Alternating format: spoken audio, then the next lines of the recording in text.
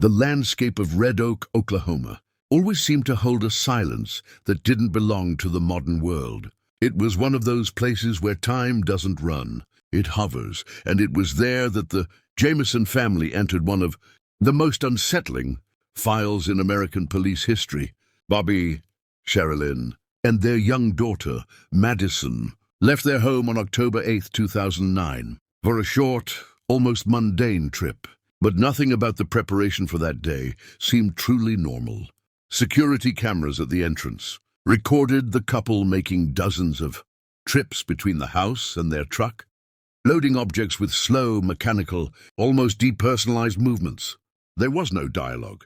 There was no urgency. There was only that strange, hypnotic rhythm, as if they were obeying inaudible instructions. They seemed disconnected from their own bodies, as if an invisible presence was coordinating their gestures. What they were carrying didn't form a logical picture. Random clothes, small packages, an incomplete suitcase, sealed soda cans, and among it all, a metal container holding $32,000 in cash. It wasn't accumulated salary, a declared sale, or an inheritance. It was money without an explanation and without a clear destination, the kind of detail that, in an investigation, often separates a normal life from a story that never returns to its place. During that same period, records show the couple was seeking increasing isolation. They spoke of seeing shadows in the house and hearing movements that didn't belong to anyone. Sherilyn had written in her diary that non-human forces prowled around Madison's room, and Bobby, debilitated by years of chronic pain, claimed his father was involved with dangerous groups. None of this was proven. All of it, however, supported a dense narrative built on silences, suggestions, and accumulated fear. The trip to the rural area was supposed to be just a land inspection, but this explanation never fully convinced. There is a point where facts and intentions stop walking together. And there, in the cold camera footage, exists something no one could accurately translate. It wasn't haste. It wasn't joy. It wasn't panic. It was concentration. It was like watching people preparing to depart for a place from which they could not return. The truck left in the late morning. From that moment on, everything known about the Jamison family would no longer come from them, but from what was found afterward. The truck was found 8 days later, parked on a dirt road, surrounded by thick forest. The scene seemed staged to provoke discomfort. The doors were locked, but nothing inside had been removed. Cell phones, keys, wallets, food, clothes, and, defying all criminal logic, the $32,000 remained intact in the metal container. The family's dog was in the back seat, barely alive. There was no sign of a struggle, no scratches on the bodywork, no trace of a forced exit. Only silence and abandonment. The GPS showed a short and superficial route, as if the family had parked there with the intention of returning. But this hypothesis is challenged by the trail near the vehicle. Bobby's cell phone recorded that they walked together along a winding path into the woods. There is no record of why they did this, no record of any visible distraction or danger. It is simply as if three people in full consciousness decided to leave everything behind and advance into the heart of hostile terrain. Investigators at the scene stated that nothing seemed to indicate a flight. There were no signs of running, no disordered footprints, no objects dropped randomly. It was a deliberate walk, and it is in this absence of chaos that the most disturbing part lies. Entire families do not walk into the unknown in an organized manner. They do not abandon money, food, and security in exchange for an imprecise forest, unless something greater than reason was guiding their steps. The connection to Bobby's father also gained strength at this point in the investigation. He had been reported by his son for serious threats and alleged ties to local drug traffickers. Although there was no material evidence, letters and testimonies revealed a relationship fraught with tension. Some believed the Jamisons were followed.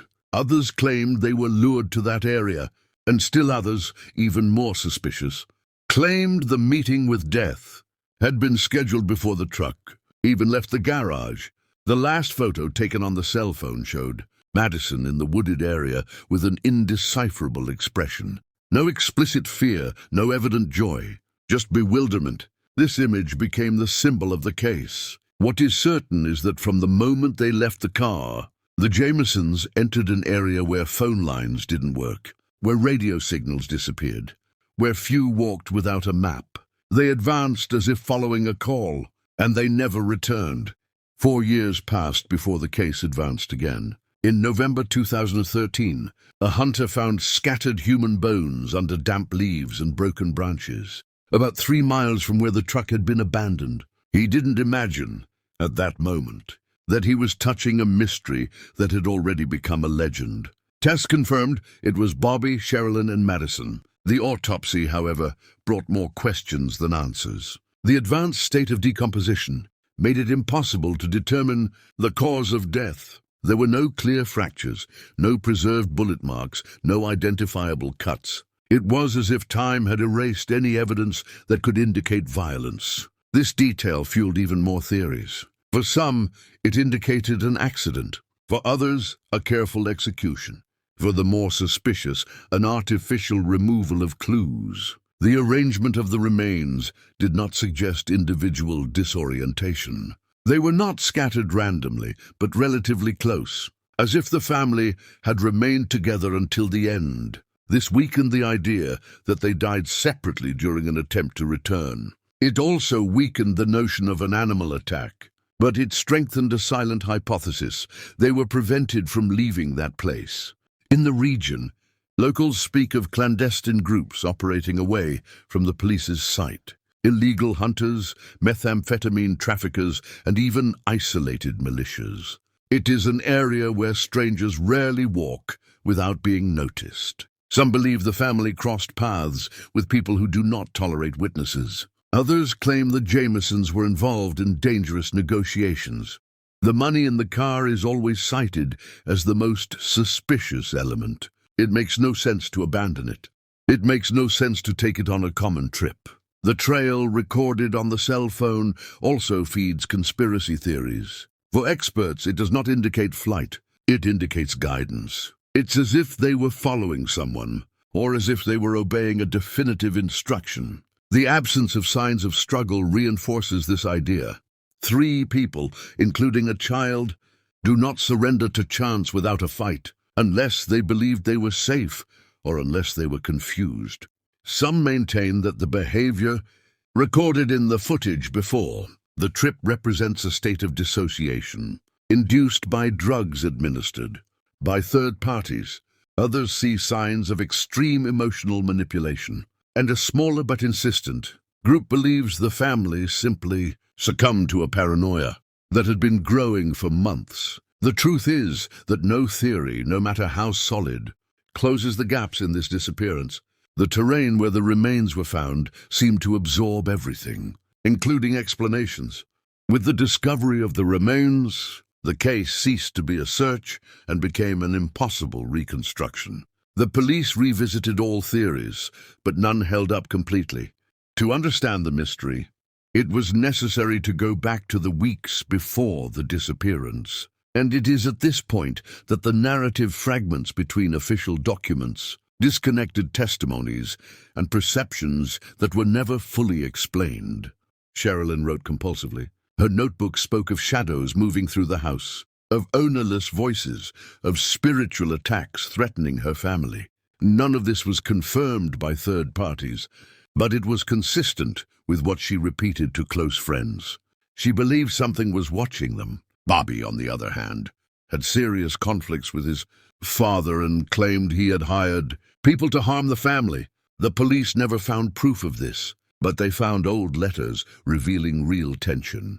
Then there was the money. $32,000 in cash is not accumulated by chance. Investigators considered 3 possibilities: land purchase, illegal transaction, debt payment. But none fit the context of the trip.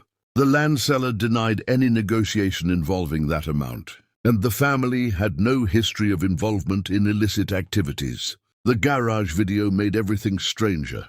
They seemed to act without emotion, walking in a straight line, as if following internal commands. This pattern generated the theory that both were under the influence of substances. But toxicological tests years later were inconclusive. The hypothesis of intoxication was never confirmed, but it was also never ruled out. Madison's behavior, according to the last photo on the cell phone, combined with the trail taken by the trio, reinforces the idea that the family was not dragged or pushed into the woods. They went of their own free will, but nothing indicates they knew the final destination. Some agents suggested the trio may have met someone on the trail, a second, never identified person who may have guided or coerced the family to go further. This theory grew because there was no sign of return. They walked only deeper into the forest, as if they had a goal, and they disappeared, as if the woods had swallowed them. The feeling left by the case is always the same, a family that, in some way, left reality behind, even before they left the house. To this day, the Jamison case remains in a strange territory, between the possible and the impossible. The official line states that the family may have died of exposure, lost in the woods after a sequence of unfortunate choices. But this explanation never convinced the most experienced investigators, because it answers none of the fundamental questions. Why abandon the car? Why leave the money? Why walk towards a dangerous area? Why was there no attempt to return? And above all, why were there no signs of a struggle? The most discussed theory among retired police officers is that of a silent ambush, a rapid approach, perhaps by someone they knew, perhaps by someone the Jamisons did not fear. The lack of marks on the bodies does not rule out this hypothesis, because 4 years of exposure to the elements can erase everything. In this scenario, the family would have been disarmed and led into the woods. The child would have remained calm because she saw no explicit threat, and the money would not have been touched because it wasn't the motive or because the objective wasn't robbery, but silence. Another investigative line suggests involvement with local methamphetamine trafficking groups. Oklahoma has regions where clandestine labs operate, on the border between forest and road. Strangers circulating there can be interpreted as a threat. A wrong encounter at the wrong time could have ended definitively, but nothing material fully supports this theory. And then there is the conspiratorial layer that entire internet networks feed. For some, the behavior in the garage video indicates mental manipulation, ritualistic or chemical induction. For others, Sherilyn's diary about presences and shadows proves the family was in a state of severe psychological deterioration. And there is even a group that interprets everything as a case of collective hysteria, provoked by extreme beliefs. None of these theories hold up entirely, but they all explain part of the picture. The fact is that the Jamisons walked into some kind of destiny that allowed no return. And this notion, more than any theory, is what binds the case to the collective imagination. They seem to be seeking something, or fleeing from something. The forest, at this point, becomes a symbol of a frontier. They crossed a line they couldn't name, guided by fear, by faith, by threat, or by profound disorientation. The official end was never defined. The real end remains hidden in the same silence that enveloped the family from the beginning. It may never be discovered. It may be in plain sight, but no one knows how to interpret it. What is certain is that few stories combine so many contradictory and, at the same time, coherent elements in their obscurity. A case that always seems to slip away the instant we try to understand it.